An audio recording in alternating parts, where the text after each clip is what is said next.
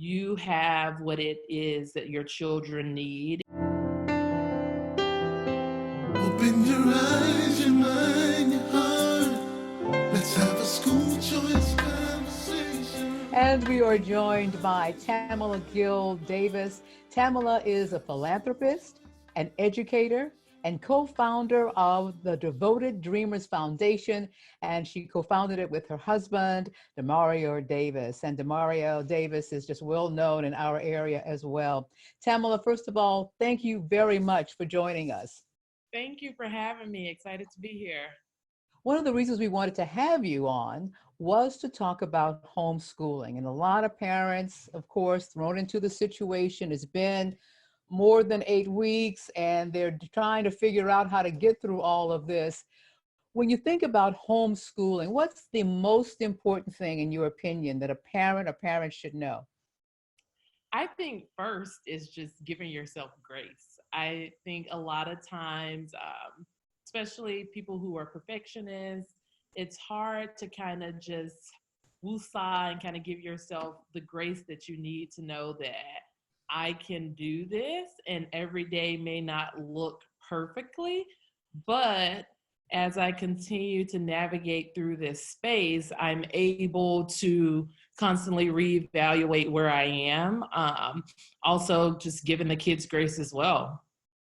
Very good. So how did you get into homeschooling? What went into the decision? Because again, most of us have been tossed and thrown into this decision, but you were very intentional about it.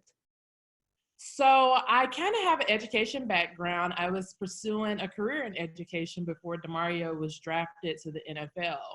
So I've kind of always had a heart and a passion for education. And as we started to have children and kind of navigate being in the NFL, seeing what that looks like, bouncing around, I started to feel like I had something more that I could not only give children outside of my home, but specifically the ones inside of my home when it came to education. And so, oh, sorry about that. I That's started okay. to navigate the idea of possibly homeschooling, but I didn't have a lot of resources. I didn't have a lot of people I could go to who had experience in that area. So I just started to do a lot of research and kind of entertain the idea. And I tried to put my oldest in school, which was preschool at the time, and I just wasn't pleased. There were so many things that I felt like I could give her that was better than what she was receiving in outside environments. Could you speak to a little bit those parents who, yes, they hear give themselves some grace, but they also hear that you have an education background and they're feeling like, yeah, the spirit is willing, but I don't know if I can even pull it off. How much teaching are parents thinking that they have to do to help their children through homeschooling?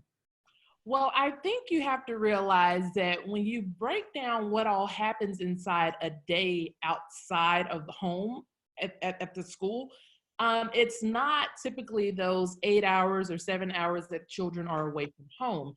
You have recess, you have study hall, you have extracurricular activities.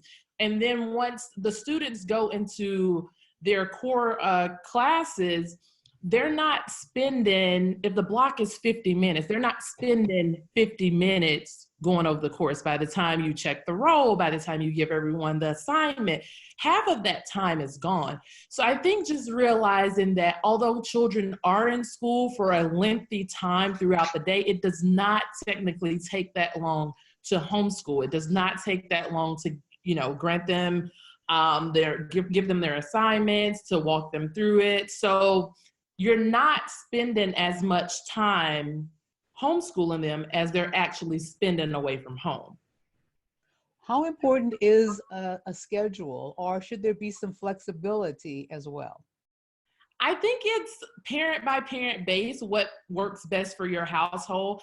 I personally recommend a schedule. It just kind of keeps things in a flow, keeps things going in a rhythm. And children tend to function better when they have structure and routine, because they know at this time we're doing this, and it kind of, keeps everything going, and it eliminates some of the chaos. However, I always tell parents, if you're in a place where you feel overwhelmed today, or, things aren't just working out, or a week, take a break, like throw this schedule away temporarily, not, altogether, but give yourself that time to allow some sort of flexibilities. And then with the schedule, you're able to play with it. You can keep one schedule for 6 weeks and realize, okay, this is not really working. And then you can implement something else. During this time, I've kind of played with my schedule a bit, and I've been kind of going through the same schedule for quite some time, but I've just been able to see, like, there are some things that I could relax a little bit more with and not be so on top of, and there are other things that I could be a little firmer with. Very good. You talked a little bit about grace, and I think for some parents, they think they know what you're talking about. Can you give us some ideas of how a parent can give themselves grace, and what would that concretely look like? I think just realizing that nobody has it all together.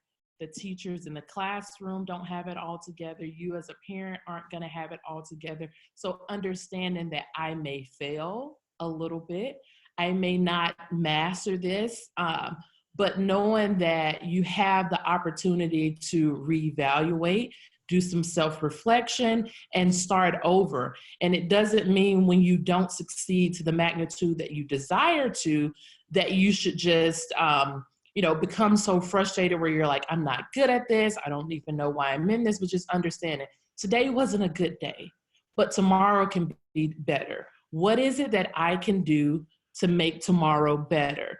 What is it that I can do to provide something for my child, essentially, that they may not be able to get outside of the home? So it's just constantly reevaluating your strengths, constantly reevaluating your weaknesses, but also knowing, like, hey, like, I don't have to beat myself up about this. I can encourage myself. I can seek encouragement from other people, and I can always start over. And that may go with apologizing to your children. It may go with apologizing to yourself. It may go with seeking help outside, home, or looking for other resources, but just giving yourself the grace to know, like, this is not the end all be all, and I can do this. And I may not master it, but I can do it. It also sounds like you're having conversations with the child and with the children, just to kind of check in with them as well. Speak to that if you would. Yes, so I feel like it's very essential to have conversations with our children, because I always use the analogy that children aren't robots, and a lot of times we try to treat them as if they are, but understanding that they are humans and they have minds of their own. And so speaking to them in a sense where they're able to respectfully voice their opinions and their emotions, where I may ask the question, what is it that you would like to do? What is it that you look at me and say, I'm not doing the best job at? So just speaking to them and creating those conversations where they're able to tell you how they're feeling. How are you feeling during this time? How are you feeling being away from your friends? How are you feeling, being locked in the house? How are you feeling with me being your new teacher, or, us doing things a certain way? For my kids, we typically do a community day. So we haven't been doing our community day where they go and they're with where they were peers, they have a tutor. And so I'm like, how do you feel about that? Do you miss that? Is this something that we should continue? So there are so many different conversations that we could just have with our children to, see how they're feeling, how they're doing, how they're handling everything, mentally, physically, emotionally. It is a lot indeed. We have just a couple of minutes. Could you tell us a little bit about your Devoted Dreamers Foundation and how it came about?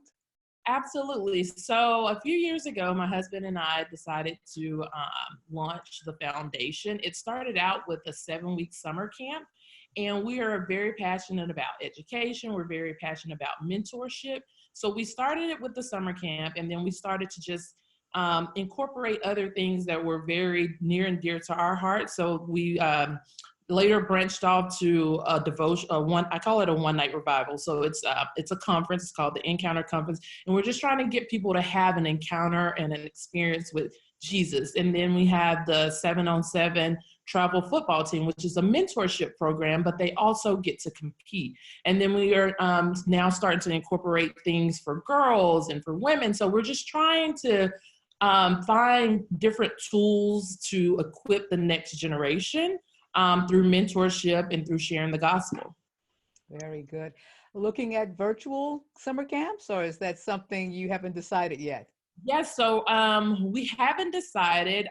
We're kind of we're partnered with a place called Mission First in Mississippi, so we're just trying to see what their goals are. But we are equipped to either go back on site or do it virtual. So that's kind of what we're kind of working on right now. Well, Tamela, as we wrap up, if you could just give one best tip for parents who are just so new to this and thought that perhaps they didn't really hit it at the ballpark, what would that best tip be?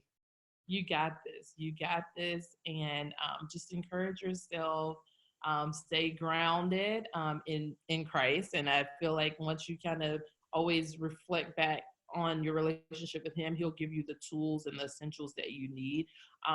And just trust that you have what it is that your children need. And I always say that character is very important. So if you're not mastering subjects, you can master their character. That's very powerful. We thank you for sharing your experiences and your advice for parents. Thank you so much, Tamela. Thank you. And thanks to you for joining us for another edition of Choice Conversations. Open your eyes, your mind.